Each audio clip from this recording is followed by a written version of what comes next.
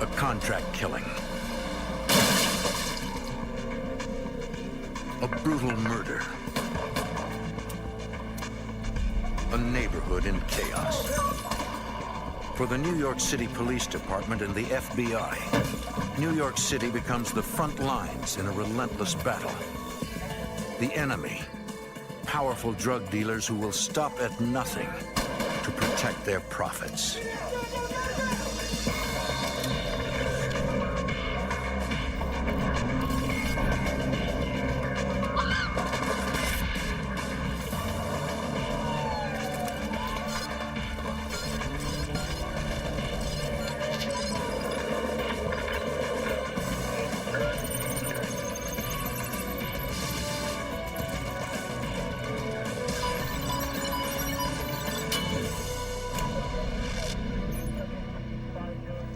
In the 1980s, the drug trade in New York City was a nightmare.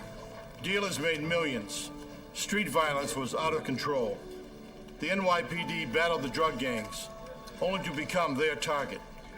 I'm Jim Kellstrom, former head of the FBI's New York office.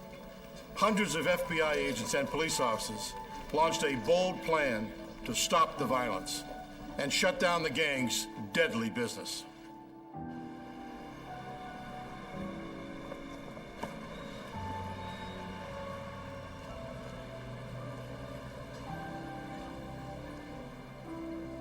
In New York City in the 1980s, the NYPD was fighting a losing battle against the drug lords. NYPD Detective Sergeant Mike McGinnis worked narcotics in the borough of Queens. There were several major organizations selling cocaine and heroin in southeast Queens, and one of them was Lorenzo Fatcat Nichols' organization. 26-year-old Queens native Lorenzo Fatcat Nichols is a drug wholesaler. He distributes cocaine and heroin to mid-level dealers. His price for a kilo of coke is $50,000. He's worth millions. Nichols protects his operation by surrounding himself with a tight group of loyal associates. Many are family members. For police in Queens, cracking Nichols' operation will not be easy.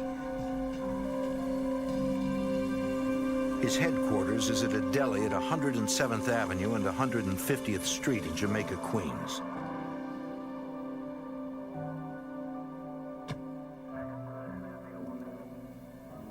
We had conducted surveillances there. We had talked to many informants there. We had done a lot of buy and bust operations there, where we'd send out undercovers and buy drugs, and it was a continuing problem in the area. But we couldn't really make a case at that point against Fatcat or any of the principals in his organization. That all changed in July 1985. One of our units was doing a buy and bust operation and developed some information that led us to get a search warrant for Fatcat's grocery store and for an apartment above the grocery store. The informant told us that there was weapons, cash, and numerous drugs stored there. Myself and two detectives went into the grocery store. I went behind the counter and I walked towards the rear of the counter, and I saw there was a light on in the back room. So I went into the back room. There were three men behind a big desk, and I realized one of them was Fatcat Nichols. Nichols, put your hands up on the wall. Put your hands up on the wall. Put your hands up on the wall. Police order the men up against the wall. Put your hands on the wall now. Hands up. Nichols reaches down for something. Check the chair over here. You understand? Under a towel on the chair where Nichols was sitting, check the chair. Detectives find a loaded automatic and a revolver. Those are mine, man.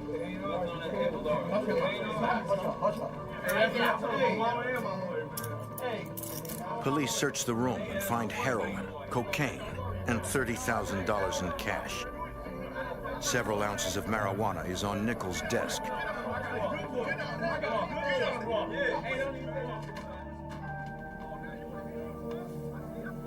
The raiding party that went to the second floor apartment found $150,000 in cash in boxes.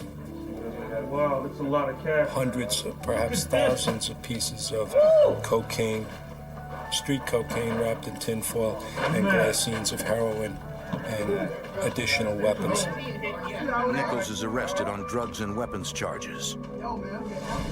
24 hours later, he's free on $70,000 bail. At the time of his arrest, Nichols was already on parole. He reports to his parole officer to see if the arrest violated the terms of his parole. He tells his parole officer, Brian Rooney, that he was only in the grocery to order a sandwich.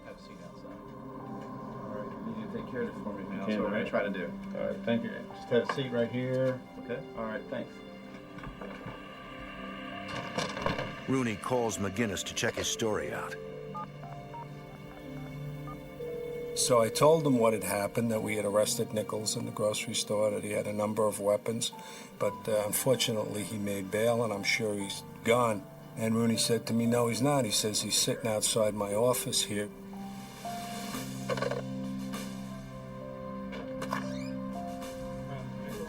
Rooney rearrests Nichols on the spot for violating his parole. Now, for Nichols, what that meant was, even though he had made bail on the case where we got him, he was in on the parole violation, and there's no way around that. You can't get bail on it. So not counting the trouble that he was in with me, he owed 14 years to the state. So he was in big trouble. A week later, McGinnis and Rooney testify at Nichols' parole hearing. I briefly described what had happened that night, and the adjudicator immediately continued his violation of parole, which meant he was in. He was entitled to one more hearing like that, and then he would go back in for the remainder of those 14 years. But the drug dealer has no intention of letting that happen. 2 months after the hearing, Nichols' parole officer Brian Rooney gives a co-worker a ride home from work. He drives through South Jamaica, a neighborhood in Queens. He knows this section of Queens is dangerous.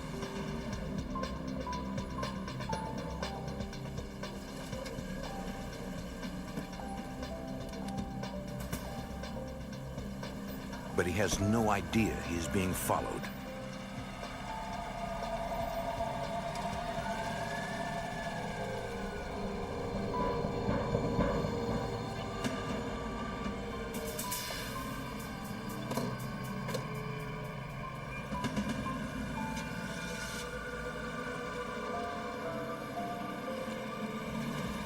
Suddenly, a car pulls up beside him.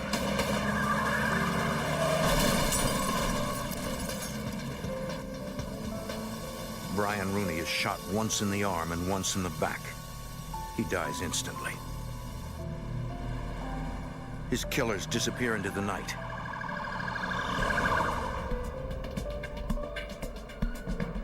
Police arrive quickly, but there is nothing they can do. They process the scene and find little evidence. No shell casings were left behind. No one saw the shooting. News of the murder quickly reaches Detective Sergeant Mike McGinnis. Sergeant who worked in my office called me up and told me about it. Said they just killed the parole officer up on Supton Boulevard, and it was Brian Rooney. He was a very fine guy and a good parole officer. He was just a real good combination of social worker, police officer. That's necessary to be a good parole officer. Police hit the streets to gather intelligence and find the killer. Rooney's murder is the latest in a string of homicides in South Jamaica. Rival drug gangs battle each other for territory and control of the profits. The homicide rate in that part of the city where the drugs were being sold was skyrocketing. Shootings were commonplace. Citizens were terrified to come out of their houses. And for that reason, we knew that we had no choice but to go after these drug gangs. The NYPD steps up their efforts in Operation Cleanup, a major long-term anti-drug operation. They bring in hundreds of officers from precincts all over the city. The operation targets drug dealers in the Jamaica, Queens area where Rooney was murdered. Detectives also canvass the neighborhood near Sutphin Boulevard where the shooting occurred. Hey man, come here for a minute. They interview locals, hoping that somebody saw something out of the ordinary the day Rooney was killed. Which one of them? I know you heard about the parole officer that got shot, right? Yeah, man, I heard about the parole officer that got shot. What you want to know about that? You got any names? You heard anything on the Two street? dudes is all I know. 2 dudes. That's all you can tell me. 2 dudes. Police learn that 2 men associated with Lorenzo Fatcat Nichols were both seen in the area, Howard Mason and Perry Bellamy. Nichols had a strong motivation for killing Rooney. Investigators suspect he may have ordered Mason and Bellamy to kill his parole officer. In 1985, parole officer Brian Rooney is shot to death on a street in South Jamaica, Queens.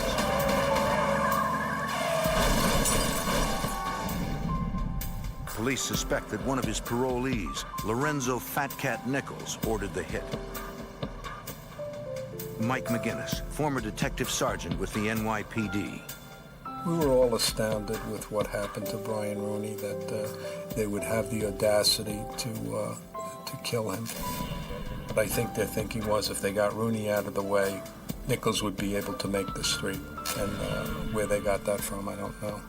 But that was their thinking. As the detective who arrested Nichols, McGinnis knows he could be next on the hit list. I looked over my shoulder. I was careful, but I never let it stop me from what I was doing.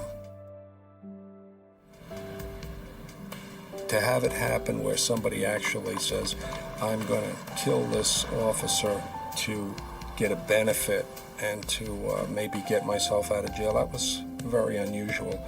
And I think people in law enforcement and the citizens in general found it kind of unnerving. Police know that Howard Pappy Mason, a lieutenant in the Nichols organization, and Perry Bellamy, a Mason associate, were seen in the neighborhood the night Rooney was murdered.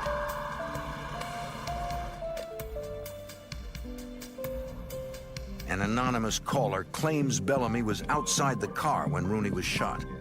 The next day, another informant tells detectives where to find Bellamy. The tip leads investigators right to him. Stick your hands up on the wall! What? Stick your hands on the wall now! Stick your hands on the wall! Bellamy is picked up on the street in his neighborhood and brought in for questioning. I feel that this. You understand me? I got my rights.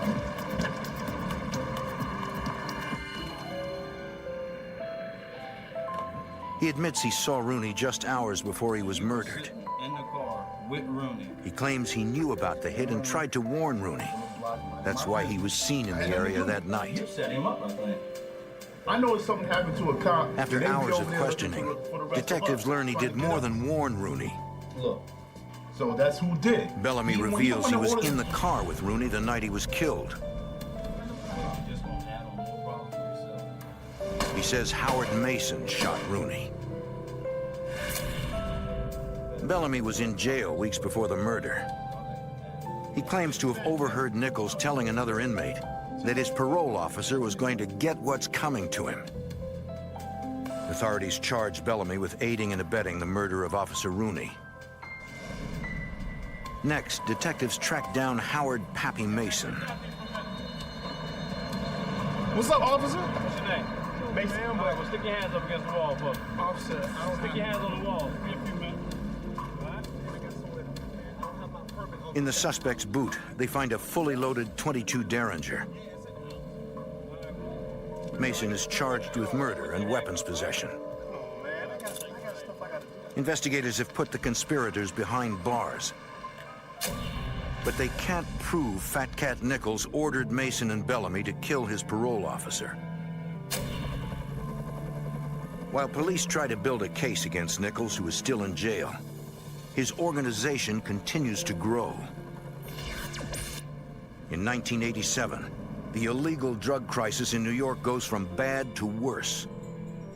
A new drug explodes onto the scene. The crack cocaine swept over the community. I've never seen anything like it. FBI Special Agent David Higgins worked drug cases in New York. Okay. Basically, what happens in the preparation of crack, you can take a relatively small amount of cocaine and combining it with other ingredients, you stretch it tremendously so that something that might have been sold previously as a gram amount for $100 could turn around and make the drug trafficker $1,000. The drug sells cheap, as little as $2 a vial, and it's highly addictive. For a working-class neighborhood like South Jamaica, crack cocaine is the perfect storm. Because of the high level of addiction, the drug users were repeatedly looking to get high, and therefore they were out trying to find sources of income anywhere they could. Naturally, they turned to crimes such as burglary and robbery, and of course, the general level of crime in these neighborhoods increased as a result. The NYPD steps up its efforts. They rename Operation Cleanup Operation Queens. In the early 80s, a federal organized crime drug enforcement task force was formed in New York City to go after the drug dealers and the major distributors. Special Agent Richard Martinez was assigned to the task force. It was set up as an organization that utilized FBI, New York City Police Department, Drug Enforcement Administration, and other agencies to coordinate a direct attack against these elements. Here it is, right here, South Jamaica, okay?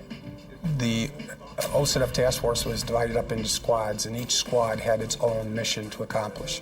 Our particular mission happened to be the cocaine, crack cocaine, and heroin dealers operating in the city. The task force is investigating several drug gangs in Jamaica, Queens. We felt that was the best thing we could do for the citizens in that community, was to get as much power into this group as that was going to go after these guys. As much power as possible. Dealing drugs in South Jamaica, Queens is a lucrative business. The high profits lead to more competition and more violence. Nearly half the serious crimes in New York City are crack-related. In October 1987, a taxi dispatcher is murdered for testifying about a gun battle she witnessed. A month later, a Guyanese immigrant complains to police that drug dealers have been selling crack on his street.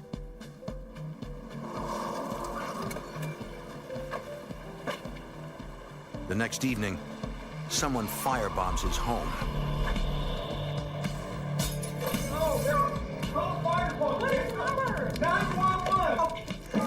Yeah, someone just threw something through a window.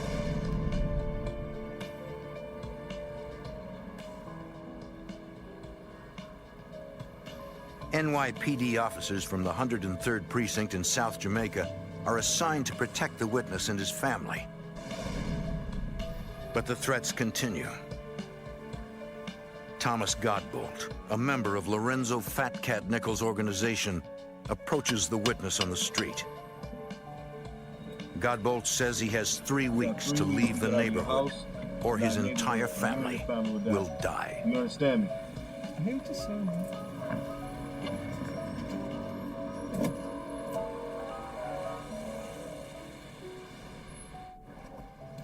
In 1987, drug dealers rule South Jamaica, Queens.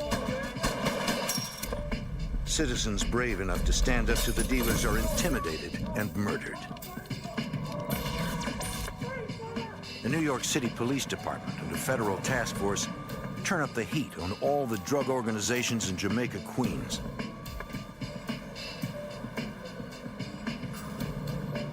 They make over 2,000 arrests for the sale and possession of drugs in the 4 months between October 1987 and January 1988. In late January 1988, one of Lorenzo Nichols' lieutenants, Thomas Mustafa Godbolt, is sent to Rikers Island for threatening the Guyanese witness. On February 24th, Howard Patton Mason, suspected of shooting parole officer Brian Rooney, is convicted on a weapons possession charge. The next day, Lorenzo Nichols is sentenced to 25 years to life on 11 counts of drugs and weapons possession. We had cut off the head of the snake and caught a couple of his top people with him and had a great case, and so we really felt we had put that organization pretty much on the sidelines.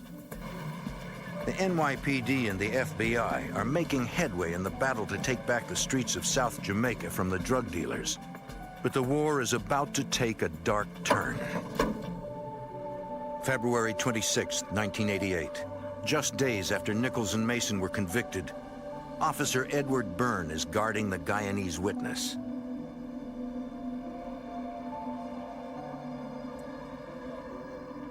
Even with the man who threatened his family in jail, the witness continues to receive threats. Byrne is a rookie, just 22 years old. This is just another routine night.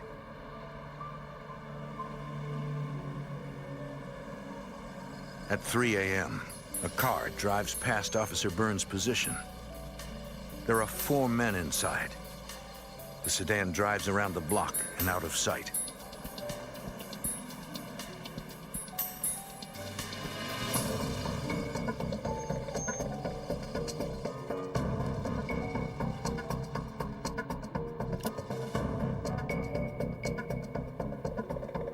"20 minutes later, 3 men sneak up behind Officer Byrne's car.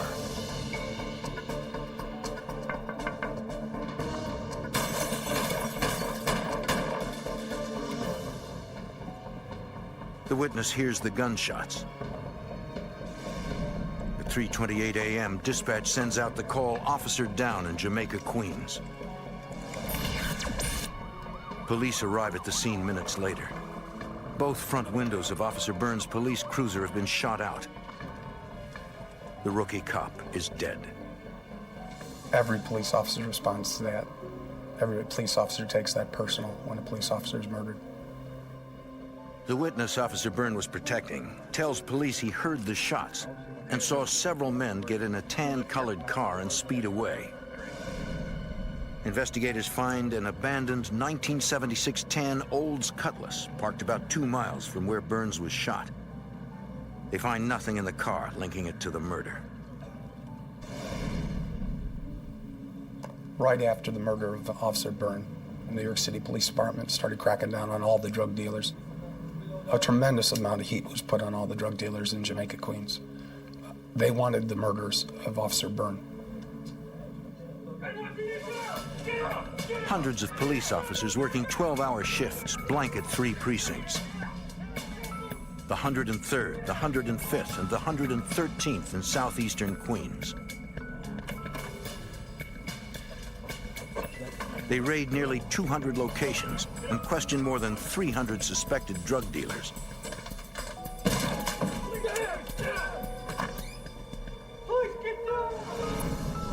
Investigators believe Lorenzo Nichols ordered the murder of his parole officer from jail. And the man who threatened the witness Officer Byrne was protecting had ties to Nichols' organization. Nichols is a natural suspect. At the time of Officer Byrne's murder, several members of the FBI task force are investigating a Queens drug dealer with ties to the Nichols organization. What we did was we simply shifted focus. We were looking at something called the Smith organization, who had dealings with a number of Nichols associates. We simply moved full power. We looked right at the Nichols organization because we were gaining intelligence from the same informants that were telling us about the Smith organization. They had intelligence on the Nichols organization. We targeted the members of the organization who were still on the street operating his drug conspiracy group. To get inside the organization, investigators use a variety of weapons.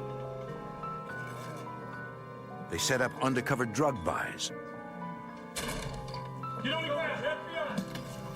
and use telephone wiretaps. If Nichols was involved in the murder of Officer Byrne, he's just made the biggest mistake of his life. Now, the resources of the FBI, the NYPD, and the DEA are focused on bringing down his operation. A rookie cop is killed, shot to death on a street in New York City. 22-year-old Officer Eddie Byrne gave his life protecting a witness from a deadly drug gang.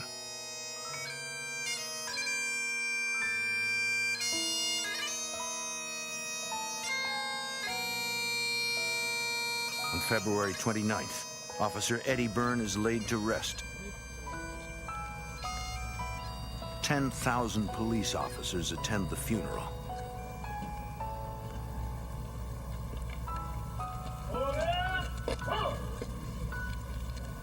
You can't kill a police officer and get away with it. Special Agent Richard Martinez. That's why police react so quickly. You can't kill a police officer and get away with it. New York City Mayor Ed Koch vows to find those responsible. The city offers a $10,000 reward for information leading to the conviction of Byrne's killers. The community is outraged. After years of being intimidated, they are fed up with the drug dealers. Special Agent David Higgins. Shootings would take place at any time of day. Many times bystanders, innocent bystanders in the neighborhood would be caught in the crossfire. And there were a number of notorious cases in which children were killed as a result of these shootings. Police set up a hotline to field tips. They answer 400 calls every 8 hours. Within days, the reward money climbs to $130,000. 3 days after the shooting, an anonymous caller says he knows who shot the cop. The detective convinces the caller to meet him. The tipster tells police the shooter was Todd Scott. Police are familiar with Scott. He's a suspect in the murder of a prostitute. Detectives go looking for Scott. At the apartment of a relative, they find a witness who is willing to talk. He tells detectives he knows the men who carried out the shooting. He was present when the hit was planned. And he knows who ordered it. On February 24th, only hours after his conviction on a gun charge, Howard Mason called one of his dealers, Philip Copeland, from a payphone at Rikers Island.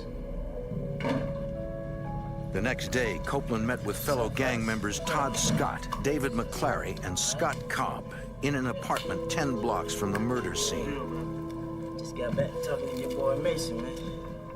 Copeland told them the boss is mad. He ordered them to hit a cop, any cop. We gotta take out a cop. The price of the contract was $8,000. Gotta take him out. According to the informant, the men drew straws to choose the shooter.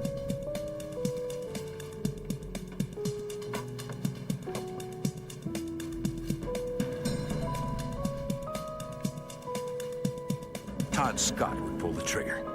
There it is. Y'all got him. What you gonna do?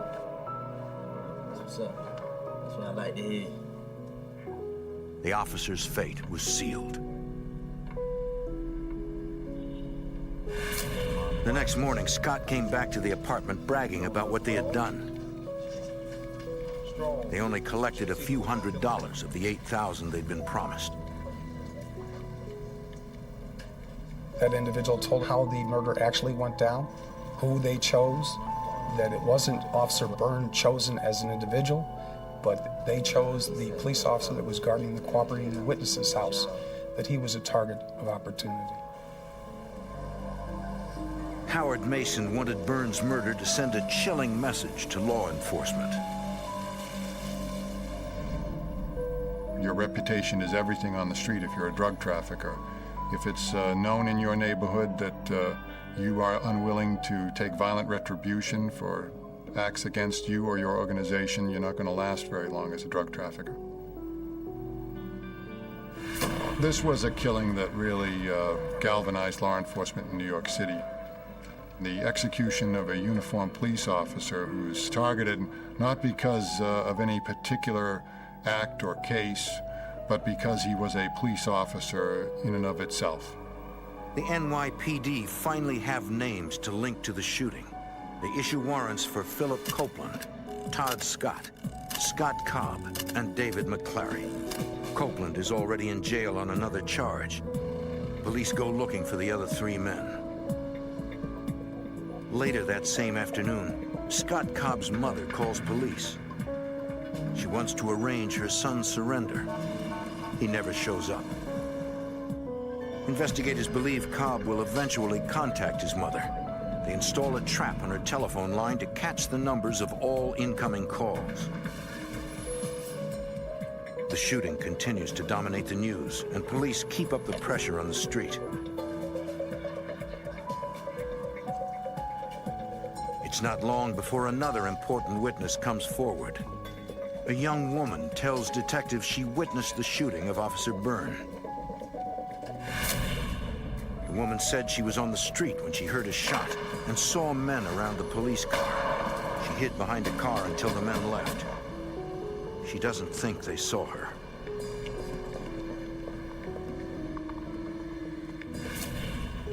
Investigators show the witness photo lineups.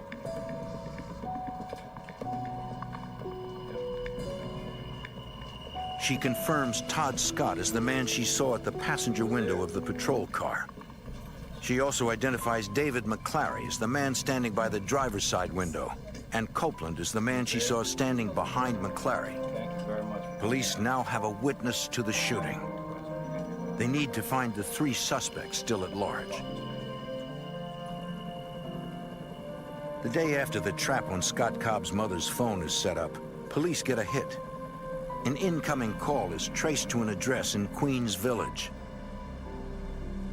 It's one of several safe houses owned by Howard Mason.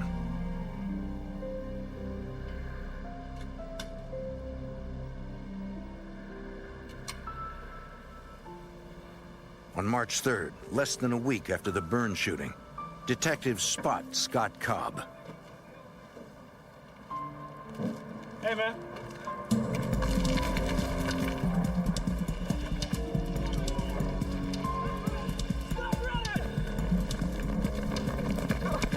Freeze! Step down and put your hands behind your back. Slow, slow. He is quickly taken into custody.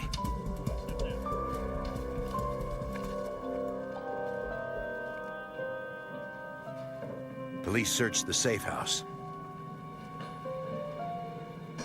In the basement, they find Todd Scott.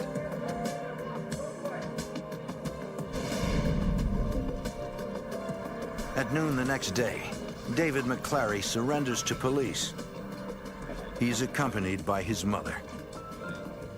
Of the 4 men accused of Byrne's death, McClary is the only one who doesn't have a criminal record. Todd Scott and David McClary give conflicting statements. Each accuse the other of actually pulling the trigger. All versions of the events place Scott Cobb behind the wheel of the getaway car. Police and prosecutors are eventually able to piece together this version of events. At 3:25 a.m., Todd Scott distracted Officer Byrne by tapping on the window on the passenger side of the patrol car. David McClary shot Officer Byrne 5 times through the driver's side window. Philip Copeland was just behind McClary. All 4 men are charged with second-degree murder. But for the agents and police, larger questions loom. Did Howard "Pappy" Mason act on his own? Was Fatcat Nichols involved in the murder? And can they prove it? Police and FBI agents suspect one of 2 men is responsible for ordering the murder of a New York City police officer. Drug wholesaler Lorenzo Fatcat Nichols, or his former employee, Pappy Mason. Special Agent David Higgins. The murder of police officer Byrne was a state investigation. It was conducted by the New York City Police Department And while they conducted their homicide investigation, the federal authorities and the local members of the federal task force conducted a parallel investigation targeting the Nichols organization as a whole. Investigators realized that it's not enough to put the organization's leaders and their lieutenants in jail. If they hope to stop the violence, they must destroy the gangs. Fatcat Nichols' drug operation is huge. It brings in over $20 million a year. We had already established through informant information that the Nichols Organization Nerve Center was the Big Mac Deli located in the Laurelton section of Queens, New York. We immediately obtained subpoenas to examine the telephone toll records for that location. To investigate this large and dangerous organization, the FBI turns to wiretaps. Special Agent Richard Martinez is the assigned case agent. Only that type of investigation can collect information on major conspiracies. When an undercover officer deals with one person buying drugs, he's dealt with one or two people. To get an enterprise or an organization, you need the ability to wiretap. Agents wiretap Nichols' headquarters, but they immediately run into a problem. The suspects involved in the Nichols organization were so paranoid about the attention of law enforcement in the neighborhood, which had occurred as a result of the Byrne shooting. They became convinced that they were the target of a wiretap. So they immediately shifted their operation to a new location. The agents target Nichols' family. A week after the shooting, the FBI begins wiretapping Lorenzo Nichols' sister. We knew that a lot of mid-level distributors were dealing with her. So hers was an ideal phone to get into. She was talking to Lorenzo Nichols. She was talking to about 12 mid-level distributors that she was bagging for. She was passing on instructions or conversations from the drug dealers to Lorenzo Nichols. She was in the middle of this whole organization, and that was the beauty of it. She liked to talk. Nichols' sister is paranoid someone is spying on her. Every day she was saying, my phone's tapped, don't talk. But then she would turn around and talk. For one day. At times she would leave the phone off the hook, which is basically a bug into her house. And you could hear her have conversations with these guys when they would pick up their drugs. Hurry up. Over the wiretap, the FBI intercepts a key call between Nichols and his sister. They're talking about Pappy Mason. In one particular conversation, she discussed why Pappy Mason had done that thing, a reference to the actual murder of Officer Byrne.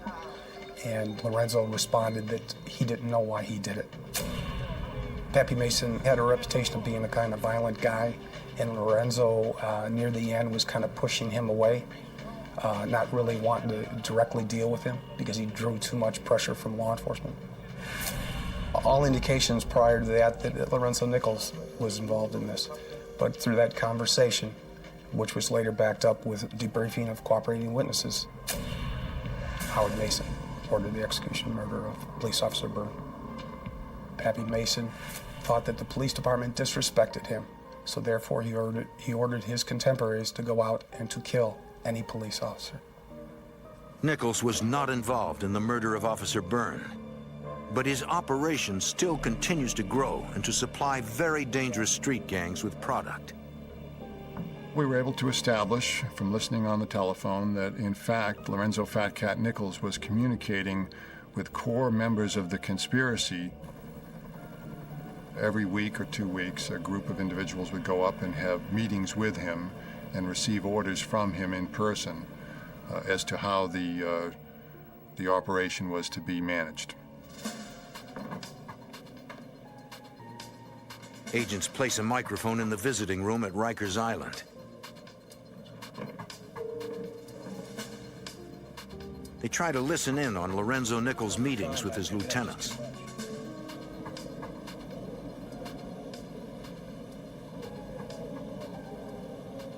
Unfortunately, the sound quality is too poor to hear anything. Agents and police continue to build a case. We learned their methods of distribution. We learned their methods of drug preparation. We were able to identify some of their sources of supply, who was communicating with who, how it was done, what the level of their trafficking was, who some of their customers were as a result. And it established a hierarchy of the organization for us. Yes. We continued to conduct surveillances related to the information that we received from the wiretap. But surveillance is difficult. Most successful drug dealers are savvy and know how law enforcement gathers information.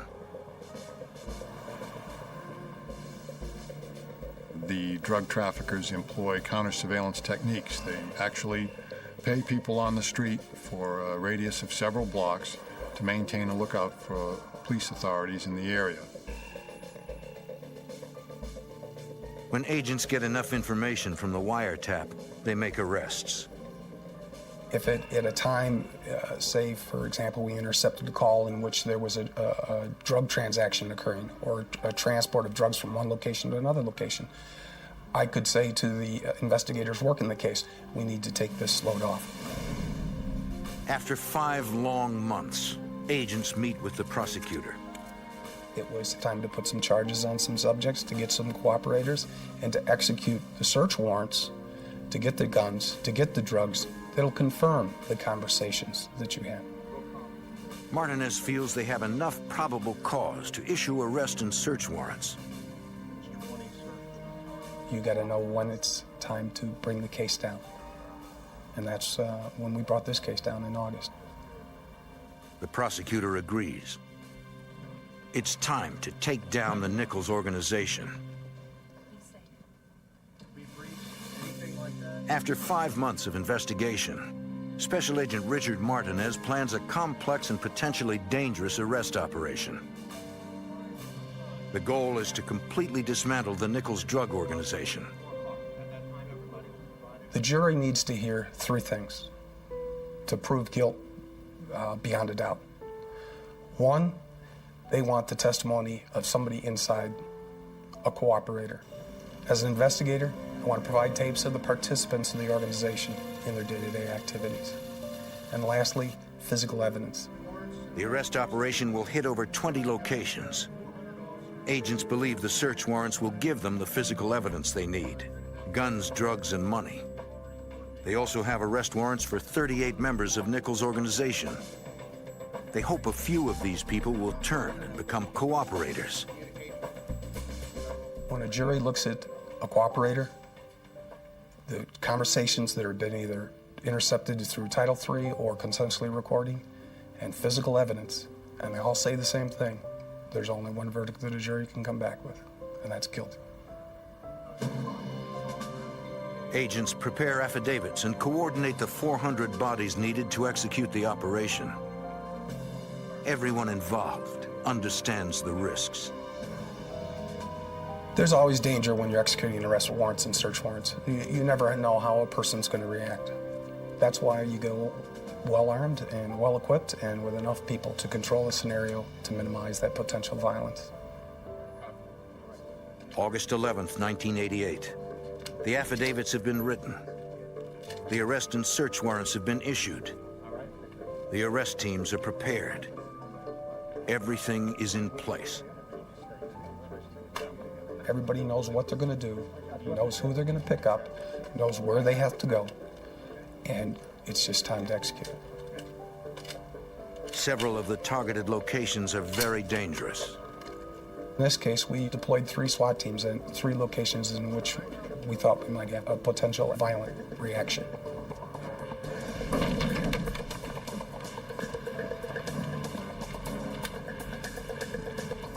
The teams hit locations where drugs are being stored and sold.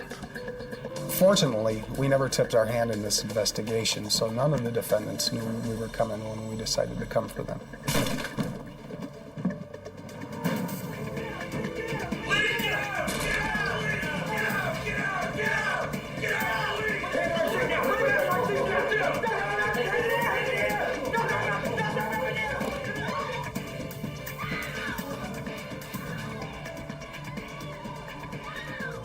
Nichols' sister is surprised by the arrest team.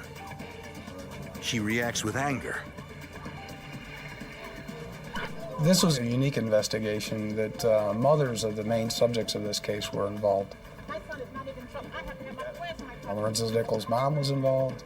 Howard Mason's mother was involved. Howard Mason's mom we arrested with kilos crack cocaine and a handgun in a residence. Please take your hand off of my hair. Please. All over the Jamaica section of Queens, one by one, members of the Nichols organization are arrested and evidence is collected. During the execution of search warrants, we found guns, we found a substantial amount of packaging material, a substantial amount of crack cocaine, and numerous individuals with cash money, and seized all those items. Lorenzo Fatcat Nichols and Howard Pappy Mason are both arrested in prison on drug charges that will keep them behind bars forever. By the end of the day, 30 people are arrested. 5 pieces of property are seized.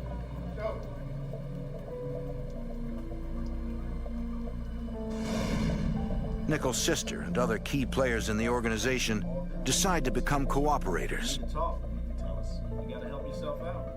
The multi-million-dollar violent drug operation is effectively destroyed. For Lorenzo Nichols, it was the murder of Officer Edward Byrne, a murder he had nothing to do with, that finally brought down his drug empire. This case dismantled the Lorenzo Nichols organization. Lorenzo was convicted and went to trial. Every member of this organization that was charged was convicted and went to prison. In 1992, Lorenzo Nichols also pleads guilty to ordering the murder of parole officer Brian Rooney. Later that same year, there is a surprising development in the Rooney murder case.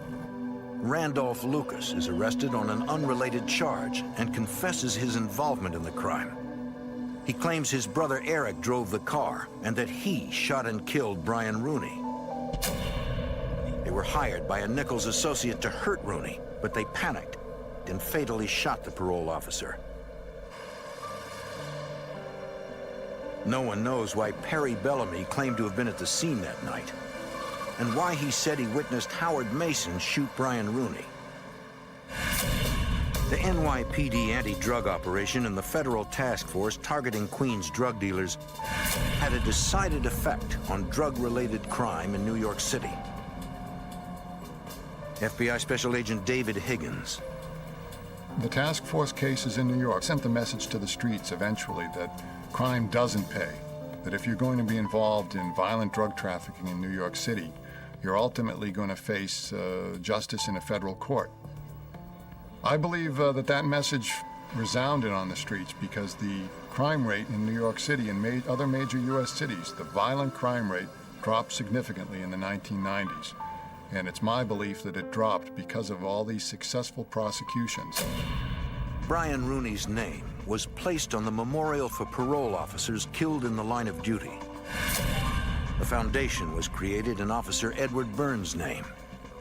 Their legacy is the destruction of a deadly organization that threatened the neighborhoods they had sworn to protect.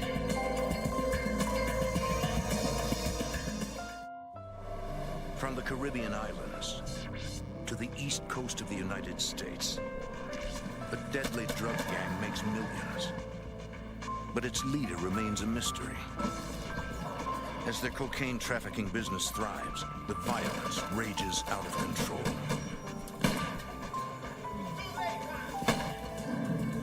To destroy the gang, agents and police know they must identify the leader and take him down.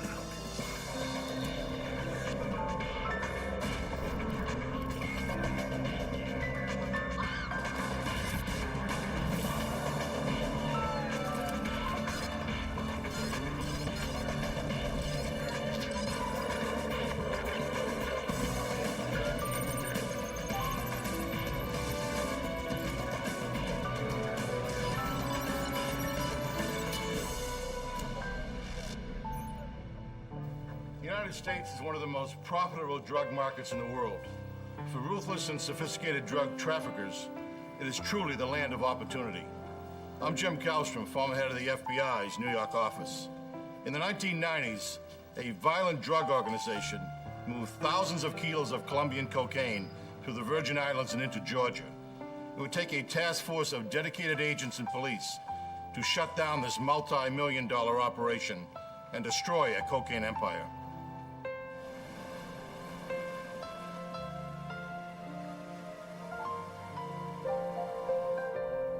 The U.S. Virgin Islands are a tourist's paradise. Lush tropical islands and miles of sandy beaches, all in America's backyard. But these islands hold a dark secret. Law enforcement refers to them as the cocaine funnel. Because they are located halfway between South America and the U.S. mainland, drug gangs use the islands to ship large amounts of cocaine into the U.S. Starting in the early 90s, a drug gang called the Island Boys shipped thousands of kilos of cocaine into the U.S. through the Virgin Islands. They chose the unlikely city of Augusta, Georgia as their main point of entry. There they turned the cocaine into crack. FBI Special Agent Tim Cox. It was primarily the population that drew them in. At the time, there were several projects that were ripe for selling crack cocaine. It's also a 2-hour city. You're 2 hours away from Atlanta. You're 2 hours away from Savannah. But the competition between the Island Boys and local drug gangs is brutal.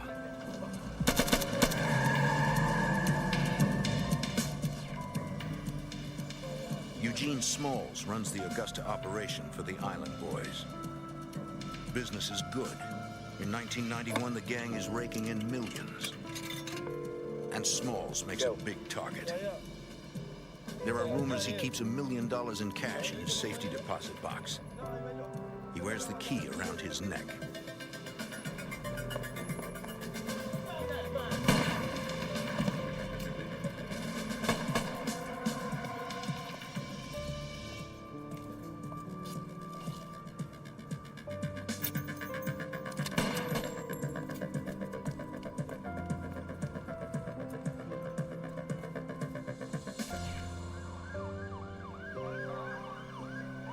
By the time Augusta police arrive, Eugene Small's safety deposit box is empty, and the powerful drug dealer is fighting for his life. He survives, but his injuries are severe.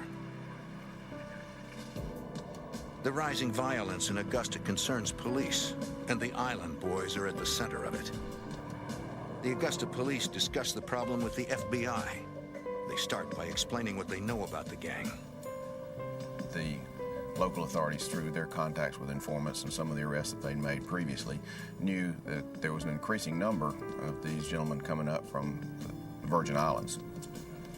The informants had given indication that they were moving more and more cocaine into the area.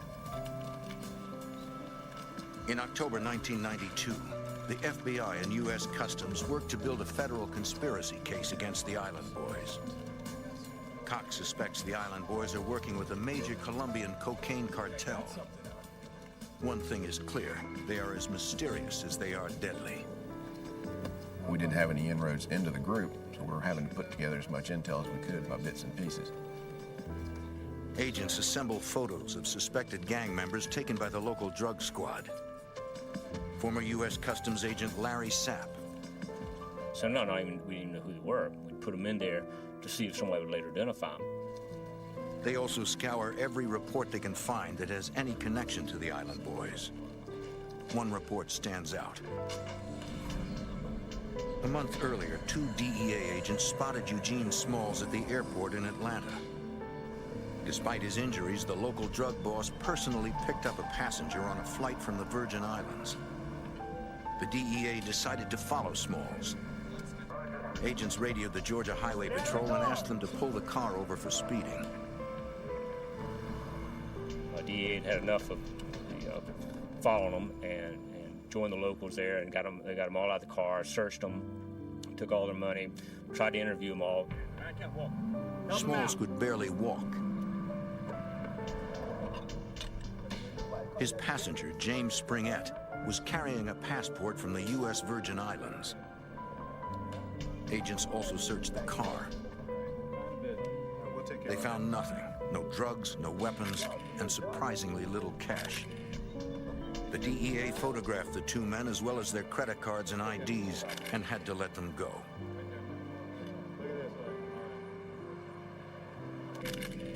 Agents can use the credit card information to track the movements of all four suspects. But there's also a downside. Then they know that they've been watched or being watched and may affect their behavior in the future. They may be more careful of surveillances and more careful of movements and things of this nature. Agents wonder about James Springett. Who is he and what role does he play? Eugene Smalls picked him up at the airport personally, even though Smalls was still recovering from bullet wounds. Obviously, James Springett is important. Special Agent Cox contacts the local police to see if they have any information. Yes, Officer Cox. Got anything on? The Richmond County Sheriff's Department Narcotics Squad have been fighting the gang since it first arrived in Augusta. But they have never heard of James Springett. If law enforcement hopes to take down the Island Boys, they're going to have to do it the hard way, from the bottom up.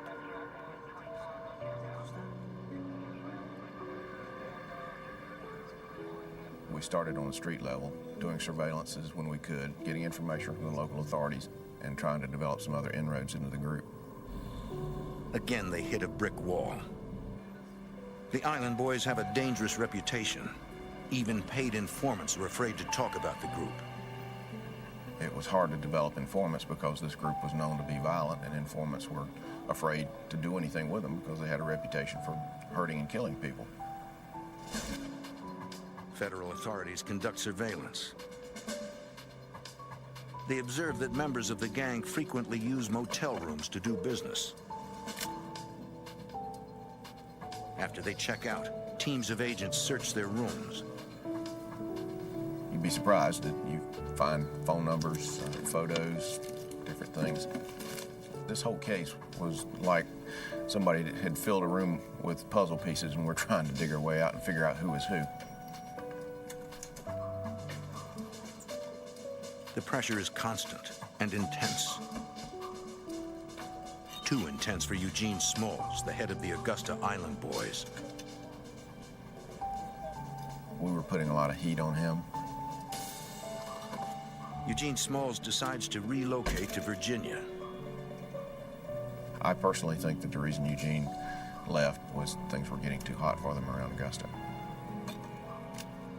In Smalls' absence, a man named Shaquem Gabriel becomes the new leader of the Island Boys operation in Augusta, Georgia. Agent Sapp alerts Virginia authorities. Eugene Smalls is heading their way. They were on him as soon as he got up there and worked him and ran a good case up there. Smalls is arrested in Virginia Beach for drug trafficking and eventually convicted and sentenced to 90 years in prison. In Augusta, agents focus on Shaquem Gabriel, the new leader of the Island Boys. They suspect the gang is bringing drugs in through the Atlanta airport. When you look at the amount of money that they were running, plus the amount of cocaine that we knew they were putting on the street, it was obvious they were having to run lots of loads of luggage through and use lots of couriers.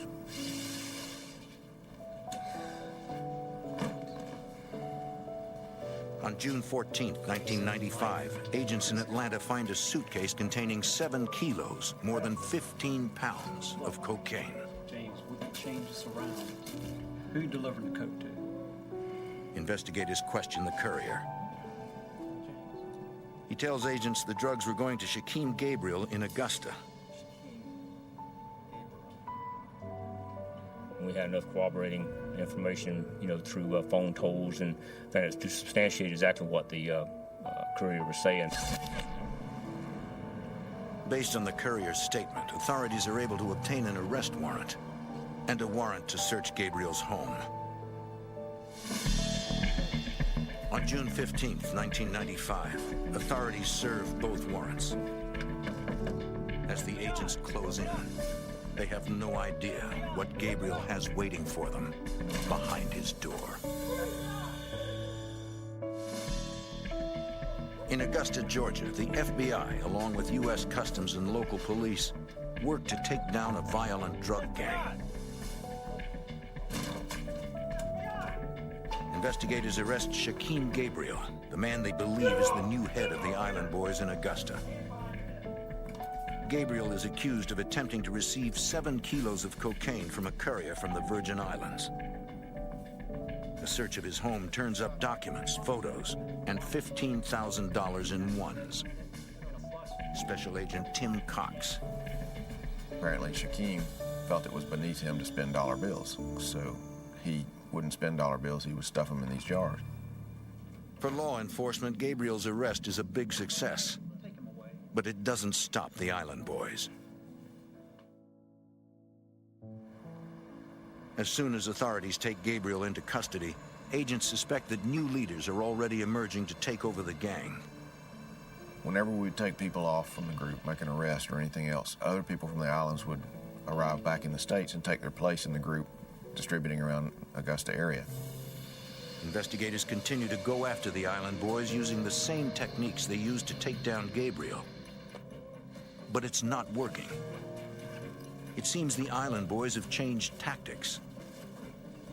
They must be using another means of getting their drugs past customs at the airport. Agents have to find it. Customs expands its searches, both in the Virgin Islands and in U.S. airports. On February 6, 1996, agents get a break when a random customs check finds cocaine in a suitcase arriving in Atlanta. The bag belongs to a teenage girl from a housing project in Augusta. The gang has been eluding police by using couriers that don't fit the usual profile. Former U.S. Customs agent Larry Sapp. They would find young girls that had no money, no future, and ask them would they like to go to the Virgin Islands for a week, free vacation. And of course, anyone would say yes, and the only stipulation was you had to bring back a package for them. These were easily influenced young people that just saw an opportunity to make some money. Granted, it was illegal, but in a sense, they were victims of this group as well. They couldn't bring a lot to the table for us, but what they could tell us is who offered the deal, what the deal was. The courier tells investigators she was hired by the girlfriend of Brian Gustav. Shortly after Gabriel's arrest, Gustav and his girlfriend arrived from the Virgin Islands. They've been running the Augusta Island Boys. The girl also gives them the names of other women who have worked as couriers. It takes more than a year to gather all the evidence against the new local leaders, but investigators have enough to arrest Gustav and his girlfriend. Brian Gustav is convicted of drug trafficking. His girlfriend takes a plea deal. Agents have taken out the leadership of the Island Boys in Augusta once again. When you do take them down and the next week the same group is up and operating again, it gets a little frustrating, but that's why we work to go up and get to the head of the organization, because that's eventually the only way you're going to be able to stop them. Arresting drug dealers in Augusta is not stopping the flow of drugs into the U.S. Agents know they must find out who is running the Island Boys operation. Their leader must be in the Virgin Islands.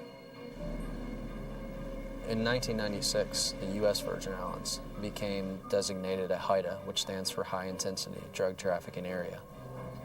Detective Chris Howell is on the DEA task force formed to target drug traffickers in the U.S. Virgin Islands.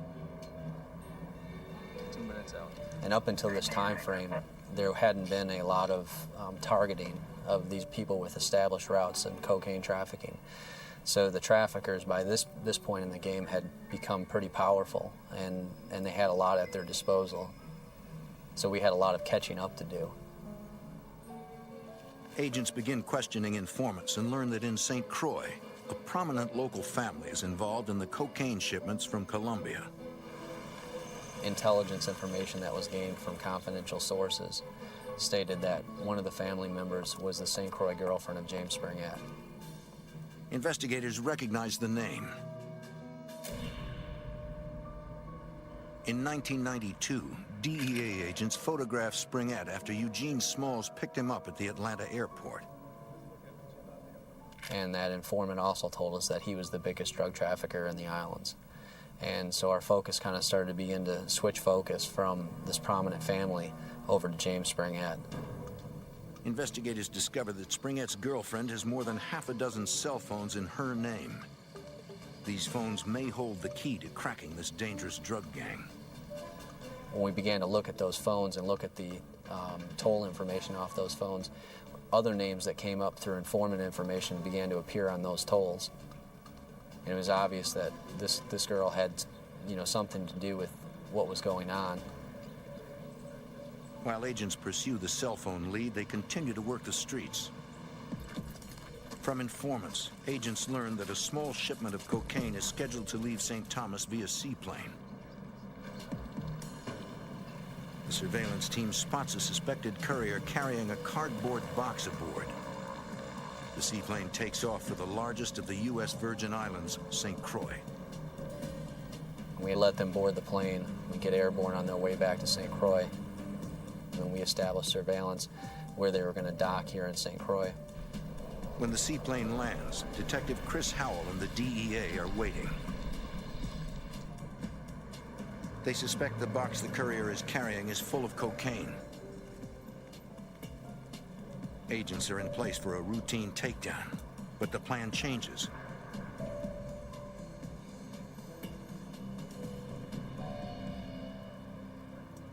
Something has spooked the courier. Agents must move in. The individual who was carrying the box ran straight to the ocean, jumped off the dock into the ocean. As he tore into the box, kilograms of cocaine began to float out into the water. The courier is trying to destroy the evidence. He knew that if he could get those packages open, once that cocaine hit the water, it would just dissolve into nothing. But I wasn't going to take any chance. I wanted to get all 7 kilograms. I didn't want him to tear into anything. Detective Howell rescues several kilos of evidence and a cell phone purchased by Springett's girlfriend.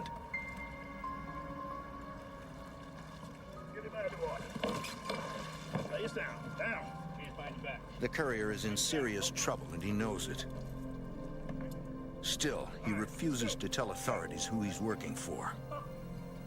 In the islands, it's very rare to see people cooperate. Very rare.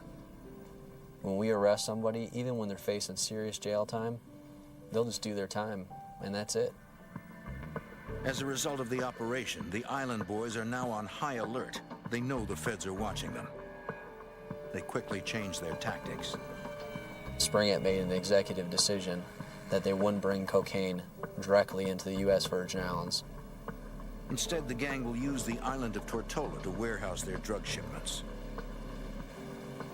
The British Virgin Islands is literally a 5 or 10 minute boat ride away from St. Thomas, so you could be in British waters and a minute later and you're in U.S. waters, or international waters for that matter.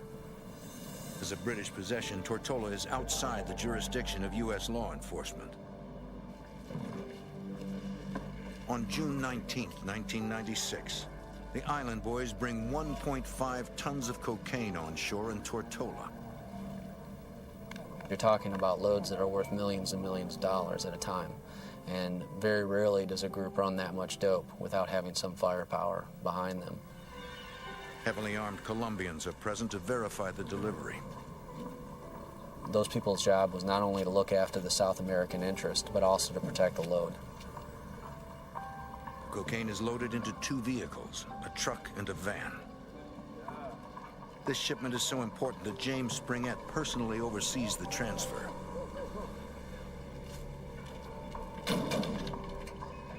The 2 vehicles head for a safe house to store the cocaine. The drug dealers are unaware the Royal Virgin Island police are waiting for them. Officers have been watching the van for over a month. Every 2 weeks, it travels from the east end of the island to the west end, weighted down with something heavy. They suspected it could be drug trafficking, but they also suspected it might have been involved in some burglaries that had been occurring on the east end of the island. When a pickup and van approach, the Royal Virgin Island Police move in. The pickup manages to squeeze through the roadblock, but the van is stopped in its tracks.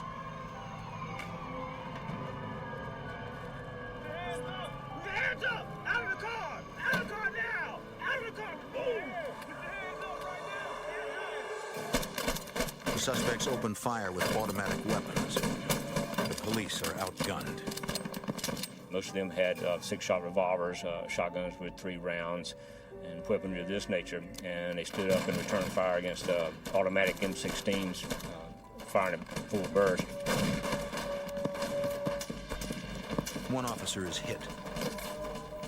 The round passed out the side of his head, and he was lying in a pool of blood on the street.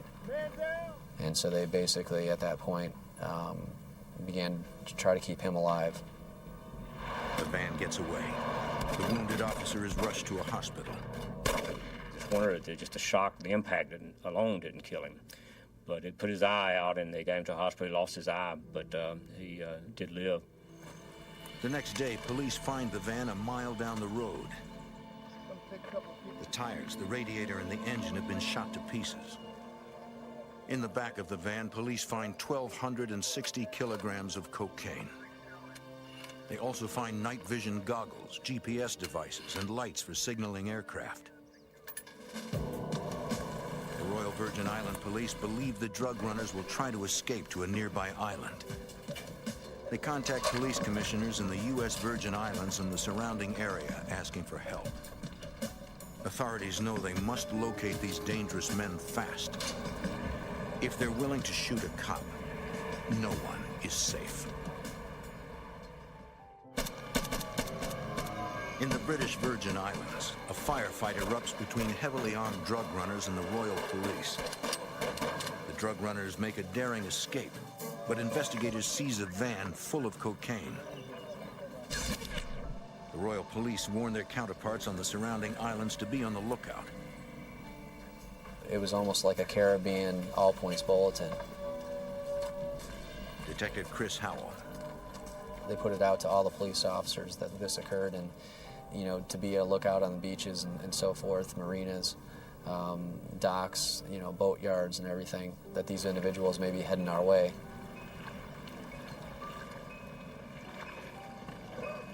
You seen these guys, right? Police around the islands are on the alert for anything unusual. Early the next morning, officers stop a suspicious boat. There are no drugs or weapons aboard, but there is a large amount of cash. They were questioned and then later released by police as there wasn't enough evidence at the time to hold them.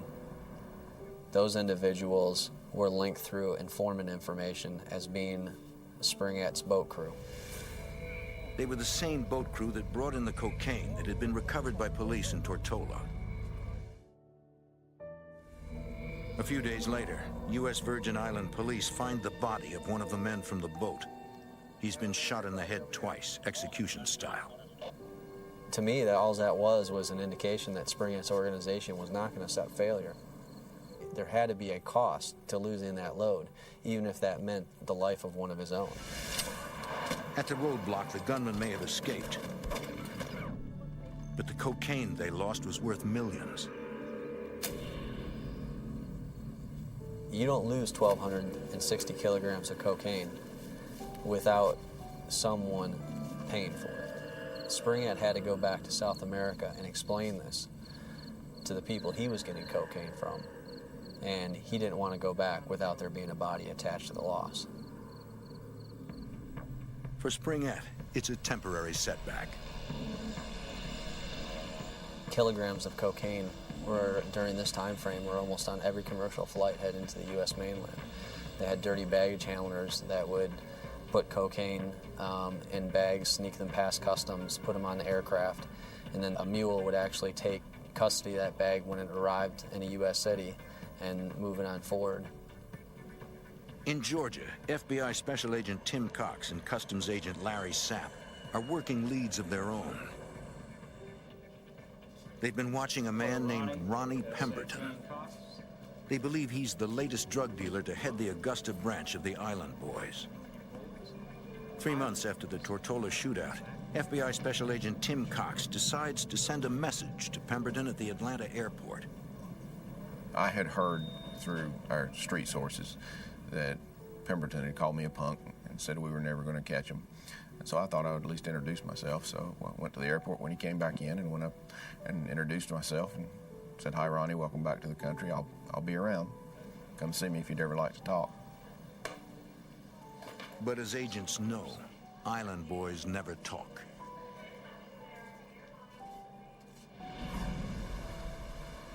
Months pass.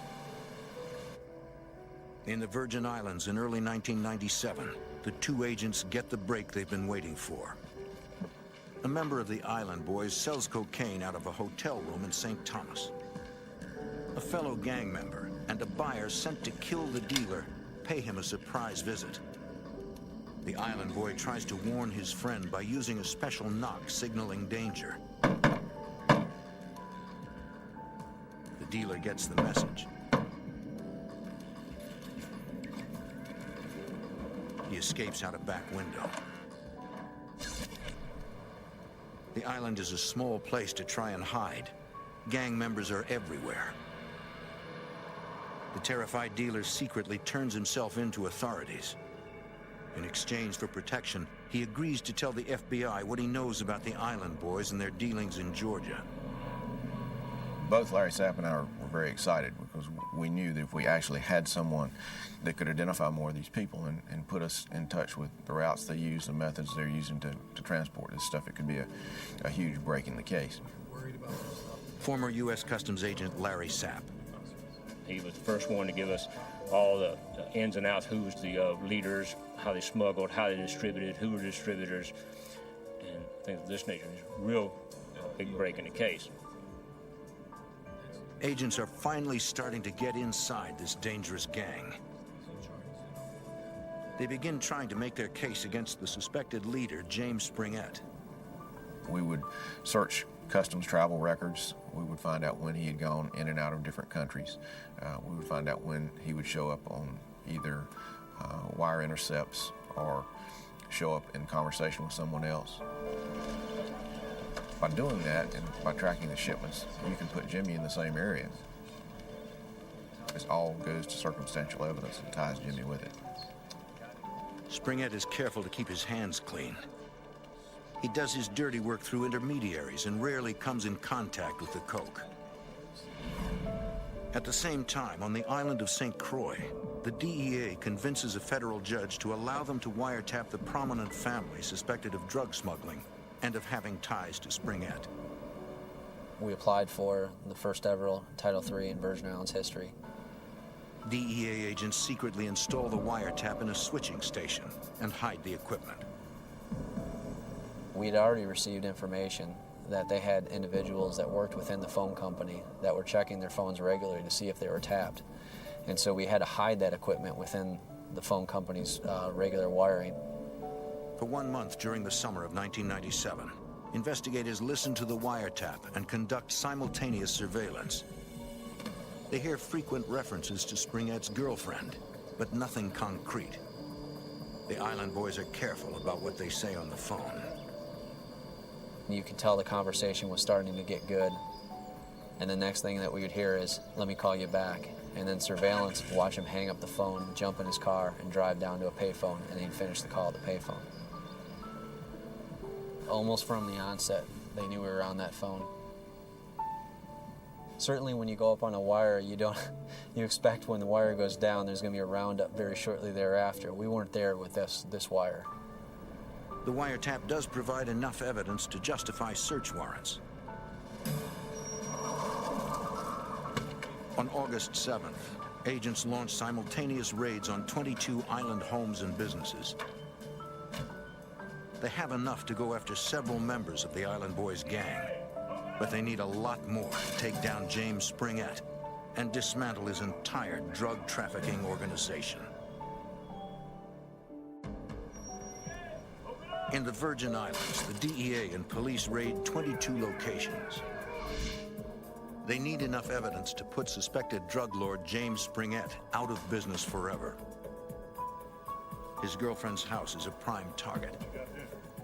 In her bedroom, agents find $500,000 in cash and a business card for an attorney in Panama. They also find Springett's U.S. passport. The passport is stamped with the dates the drug lord visited other Caribbean islands, as well as Colombia, Venezuela, and Europe. By comparing those dates to intelligence on large drug shipments, agents can show whether Springett was in the same country when the drugs arrived. Virgin Islands Police Detective Chris Howell flies up to Augusta, Georgia to meet with FBI Special Agent Tim Cox and Customs Agent Larry Sapp. We hooked up with Chris Howell, and it was another one of those breaks in the case. Chris had a wealth of information down there about activities in St. Thomas. We had a wealth of information about activities going on in the States. And when we compared the two, we found out that his departures were our arrivals. We cross-matched some of the trips, who was going, who was coming. It was great information that we were able to collaborate on. Authorities finally have enough circumstantial evidence to nail James Springett. Independently, we could have probably put together a case in the islands, and likewise, they probably had the ability to do that there in Georgia. But you combine the two cases together, it seems like it's an unstoppable force. Chris Howell wants all the cases tried in Georgia. It will be too difficult to convict Springett in the Virgin Islands. He had evolved into a monster by this point. I mean, he was very well established in South America. He had his own routes here. He had his own assets available to him. So anything you can throw into that on your end is beneficial. It would help their case if they could find a more specific link between Springett and the cocaine shipments. Agents review the evidence one more time. When we had done the search warrant at Springett's St. Croix girlfriend's house, we had found business cards for a Panamanian attorney, and we also found business cards in the name of Omega Sea Cargo. According to customs records, a freighter owned by Omega Sea Cargo was stopped a few months after the Tortola shootout. The ship was searched. 8 tons of Colombian cocaine was found in the cargo.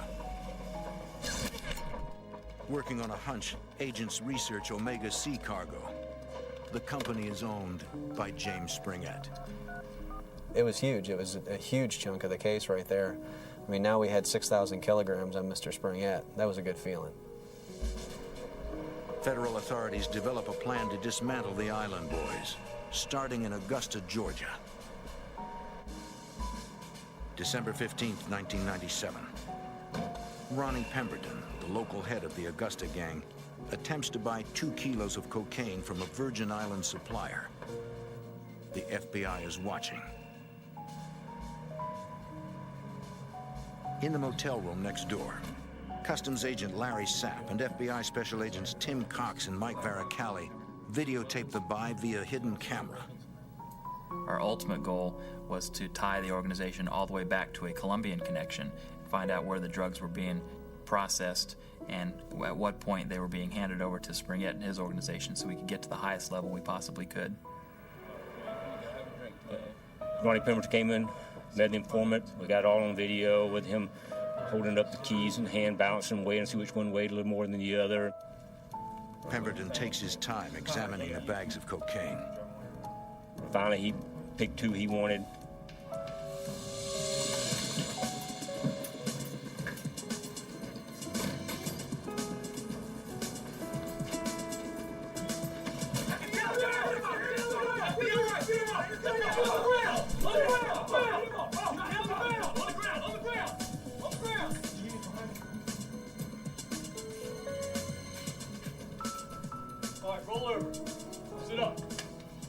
Special Agent Tim Cox personally arrests Pemberton.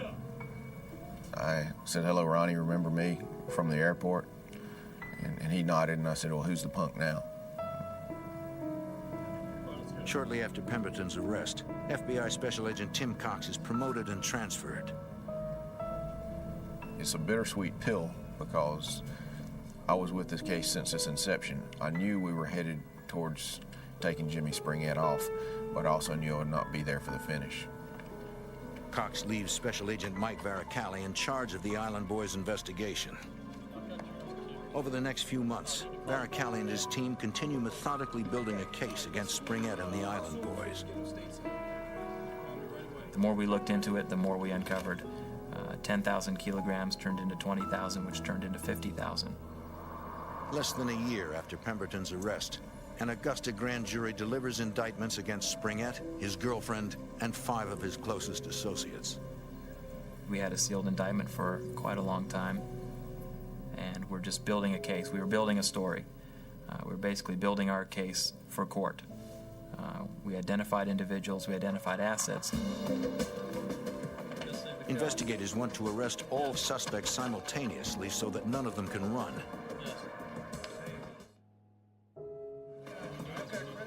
But there's a snag. Springett has gone into hiding. It was a frustrating time period because here we are ready for this party and we can't find our main guy. Springett is smart and careful. He did not use the phone unnecessarily. He did not spend a lot of time in one location, and he tended to reside in areas where the U.S. government didn't have complete access and total reach. For 2 long months, authorities can't find him. Then, in Medellin, Colombia, the case takes a dramatic turn. Please have a seat. A local woman approaches DEA agents.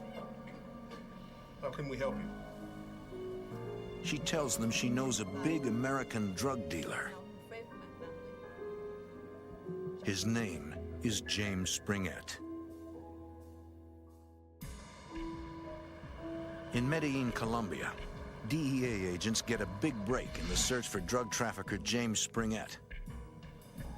An informant claims she knows where Springett lives. She basically walked into the DEA office there and agreed to cooperate with law enforcement. How can I help you? Detective Chris Howell. She indicated he had a penthouse apartment in Medellin. We knew the apartment existed, we just didn't know where it was. The apartment had like muraled ceilings, solid gold faucets, a very expensive apartment. The woman agrees to give the DEA the location of Springett's apartment. In exchange, she wants a fresh start for her family in the witness protection program. Authorities agree to the deal. Special Agent Mike Varicalli. Springett was pretty well insulated in Medellin, Colombia.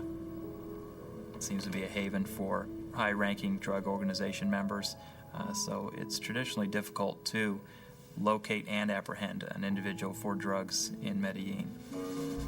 The DEA requests an arrest warrant from the FBI and U.S. Customs in Augusta, Georgia. Former U.S. Customs agent Larry Sapp. The agent there called me and asked me, did we actually, in fact, have a warrant for James Springett? Of course, I enthusiastically told him yes.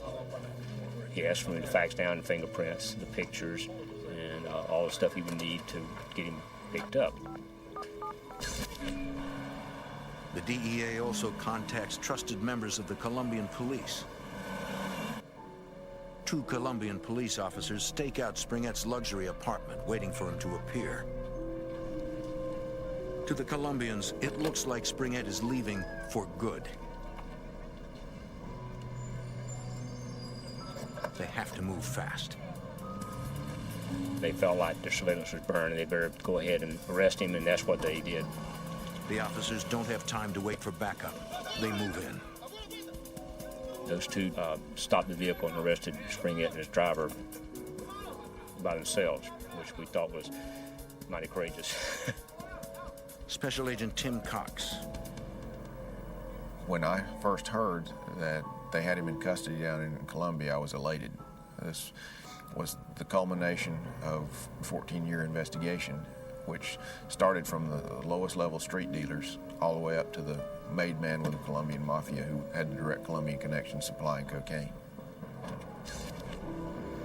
Agents from the FBI, Customs, and the DEA converge on the Virgin Islands to arrest Springett's associates. Local drug dealers quickly retreat into their fortified mansions. We probably got dope dealers flushing their dope everywhere on St. Croix. One mansion on St. Thomas is so remote and well protected that Virgin Island police have to rappel down the cliff above it and approach it from the rear. They had walls up around the house, electric gates. There was a real security issue on how we could do these things successfully. House by house, the task force arrests the leadership of the Island Boys. Although they finally have Springett in custody, getting him back to the U.S. proves to be far more difficult than anyone had ever imagined. He's in custody in Colombia, yeah, and that's the big problem, because extradition out of Colombia is a difficult task, and what made it more difficult is he had citizenship at that point in Colombia. Investigators will now have to go through a long bureaucratic process to try to extradite him back to the U.S. It's like beating a dead horse. I mean, there's nothing you can really do to speed the process. You put in the request and it goes through the channels and then you just wait. I knew that the longer Jimmy was down there, the longer we didn't have him on American soil in our custody, the greater the chance that he would either escape or someone would break him out. While in prison, Springett pays to have luxuries brought in to pass the time in comfort. They have people that wait on kind of like orderlies to go to get them stuff. And if they can't leave the penitentiary, they'll go outside the penitentiary and get it and bring it back to them. On March 1st, 2000, a few days before his extradition becomes final, Springett orders a new mattress. When the new mattress was delivered to his cell, he was able to insert himself in the new mattress. It was just wide enough to fit his body, and the individual that brought the mattress to him aided him in sewing the mattress back up. So there was no hole, there was no evidence that someone had been inserted into the mattress. One of the most dangerous drug dealers in the world is carried out of his cell past unsuspecting guards. American drug trafficker James Springett attempts a daring escape from a prison in Colombia sealed inside a mattress.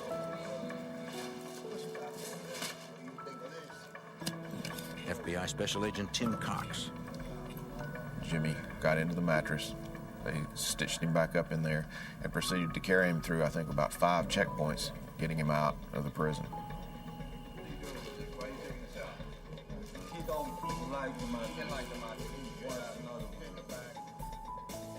An investigation later shows that Springett paid more than $3 million in bribes to set up his incredible escape.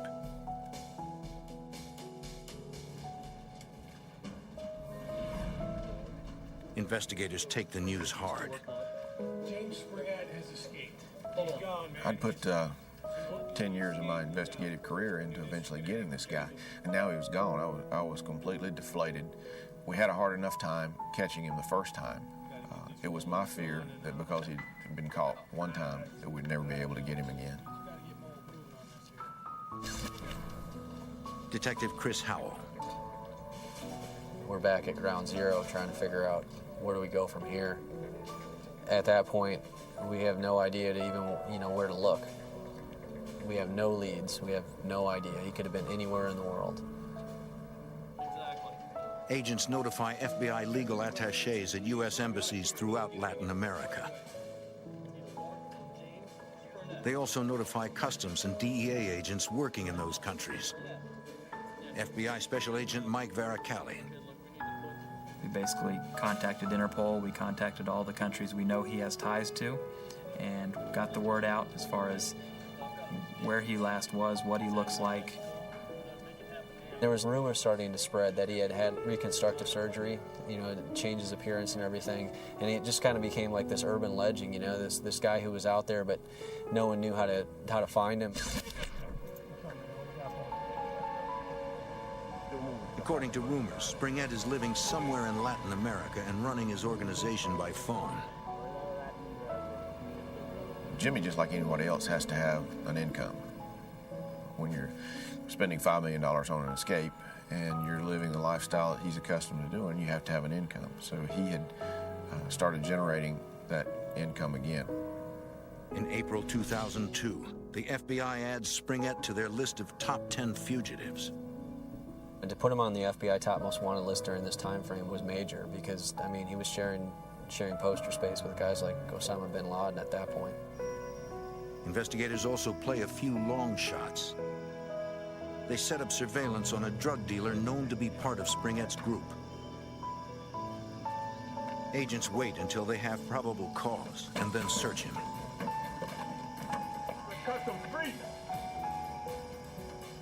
They find a large amount of cocaine and take him into custody. We'll do a lot less time. Investigators pressure the dealer. What city is he in? I don't know. What country is he in? He decides to talk. He tells them Springett now lives in Venezuela. He doesn't know which city, he only knows the phone number. The FBI legal attaché in Venezuela gives the phone number to an elite team of trusted local police officers. Using the phone number and informants, the Venezuelan police locate Springett's home and stake it out.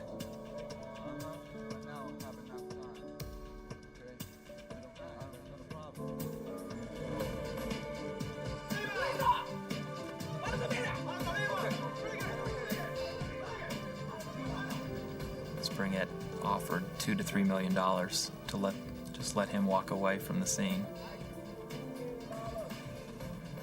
There are many honest law enforcement officials that there's no amount of money that would entice them to do that.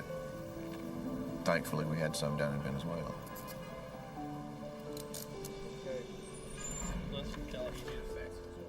FBI, DEA, and customs agents work to get Springett back to the U.S. as soon as possible.